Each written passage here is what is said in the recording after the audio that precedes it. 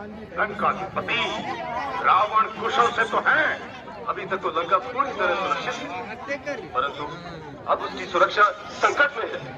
चारों ओर से सुग्रीव की वानर सेना ने घेर लिया है। वानर सेना ने घेर लिया है, परंतु क्यों? अयोध्या के राम को लंका से क्या चाहिए? अपनी पत्नी। अपनी पत्नी अर्थात लंकेश्वर उनकी पत्नी सीता को हर लाए। सीता को हर लाए? साक्षात जगदम्बा को हर लाए। महाराज रावण अपने भवन में आपकी प्रतीक्षा कर रहे हैं।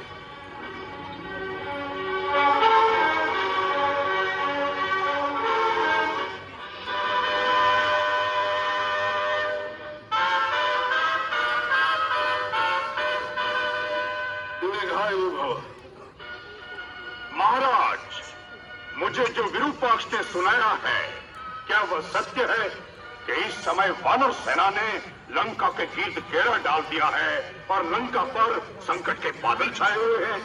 हाँ तात, इस समय लंका संकट में आ गई है, इसीलिए तुम्हें असमय में ही जगाया गया है, क्योंकि हम सबकी आशा अब केवल तुम पर ही केंद्रित है।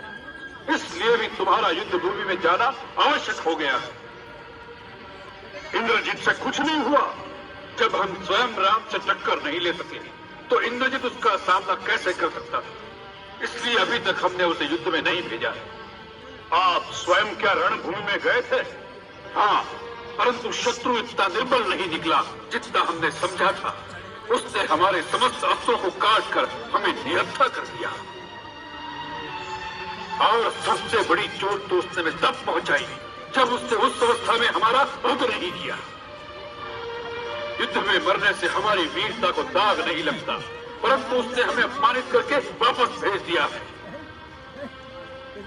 आज सारा संसार हम पर हंसता होगा, यहाँ तक कि सीता भी हमारा उपहास करेगी। अब हम कौन से गौरव के अहंकार को लेकर उसके सामने जाएंगे? कुंभकर्ण मेरे भाई, इसलिए भी तुम्हारा युद्ध भूमि में जाकर उन वानरों और मानवों का भक्षण करना आवश्यक हो गया है। आज राक्षस जाति की लाज तुम्हारे हाथ में है। तुम्हें रावण के अपमान का बदला लेना है राम से।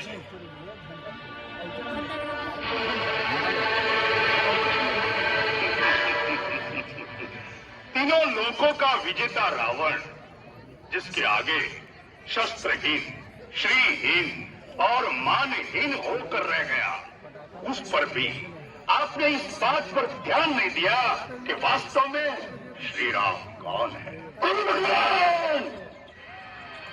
शत्रु को श्री लगाकर संबोधित मत करो। महाराज, आंखें बंद कर लेने से सूर्य का प्रकाश लोप नहीं हो जाता।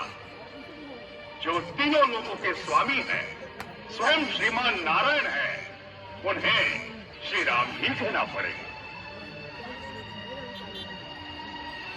भैया, शायद आप ये भूल गए हैं कि श्री राम से कई पीढ़ियां पहले इक्ष्वाकु वंश के एक राजा ने आपको श्राप दिया था कि जब स्वयं श्रीमान नारायण हमारे कुल में अवतार लेंगे, तब वह उसी न रूप में आपका विनाश करेंगे। भैया, ब्रह्मा की बात भी भूल गए, फिर भी आप महारानी सीता का हरण कर लाए, जो स्वयं लक्ष्मी का अवतार है। हमें अपनी बहन के अपमान का बदला लेना था।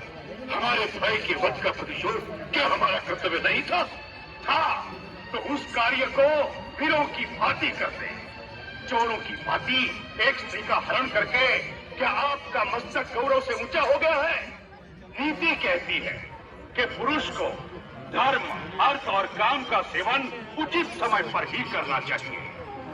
जैसे प्रातः काल धर्म का, मध्याह्न काल में अर्थ सेवन का और रात्रि में काम सेवन का विधान है। इन तीनों में भी धर्म श्रेष्ठ है।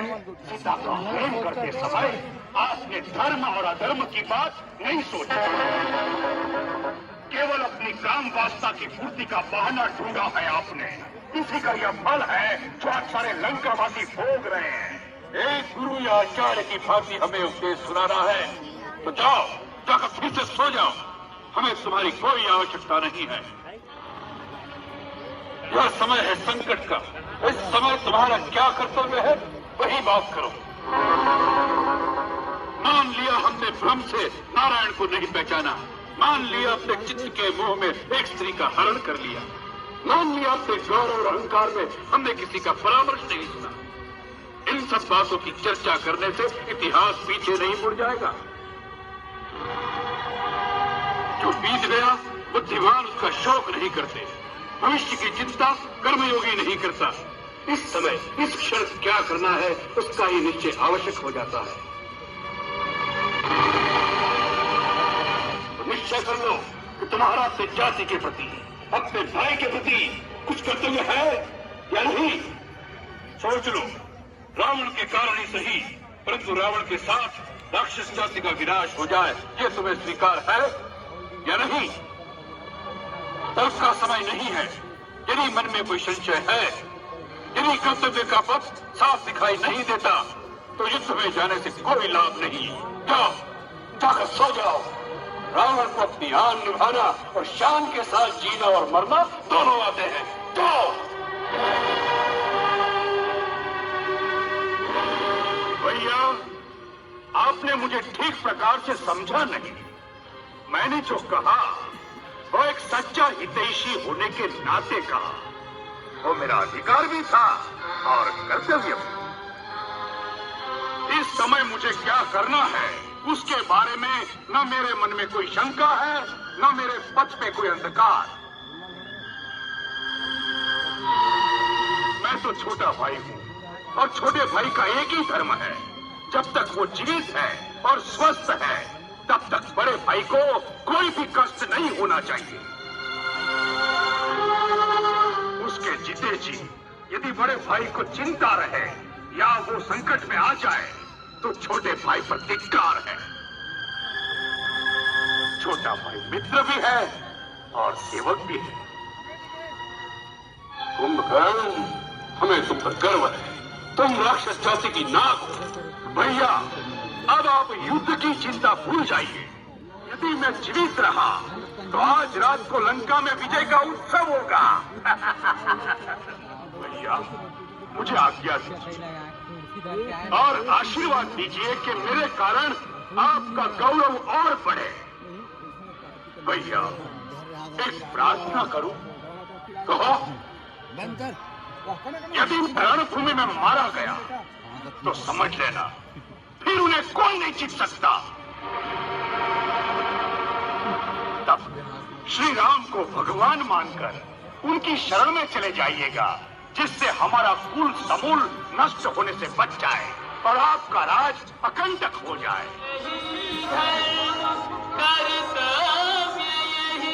यही समयोचित ज्ञान, भाई पर भाई चला, होने को बलिदान। क्या रावण ने कोई मायावी रूप धारण किया? नहीं, ये रावण नहीं। तो कौन है? कुंभकर्ण, रावण का छोटा भाई, मेरा अग्रज।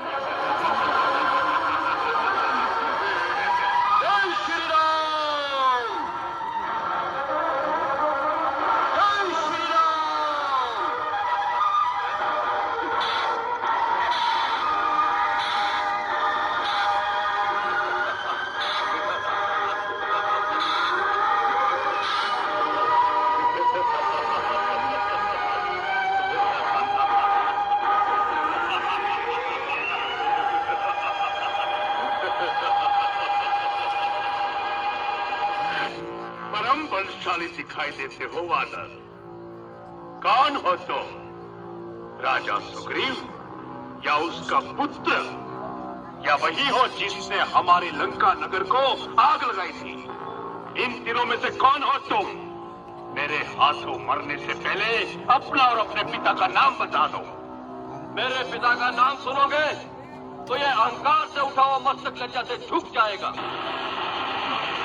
जिस महाराज बाली ने तुम्हारे बड़े भाई महापराक्रमी रावण को कई दिनों अपनी पूंछ में बांध रखा था, मैं उसी महाबली का पुत्र अंगद हूं।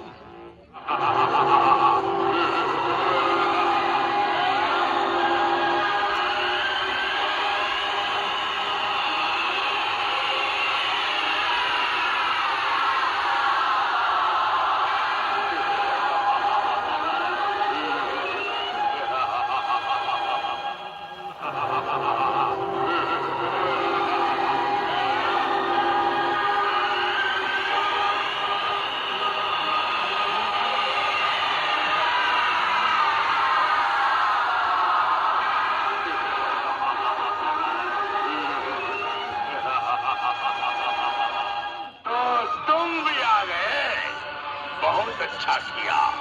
मैं केवल तुम्हारी प्रतीक्षा में अब तक घूम रहा था, बार बार चुनौती दे रहा था कि उसे सुनकर शायद तुम्हारी रगों में क्षत्रिय लोग भड़क उठे और तुम उसी प्रकार मेरे सामने आ जाओ जैसे यम के पुकारने पर जीवात्मा शरीर से बाहर आ जाती है।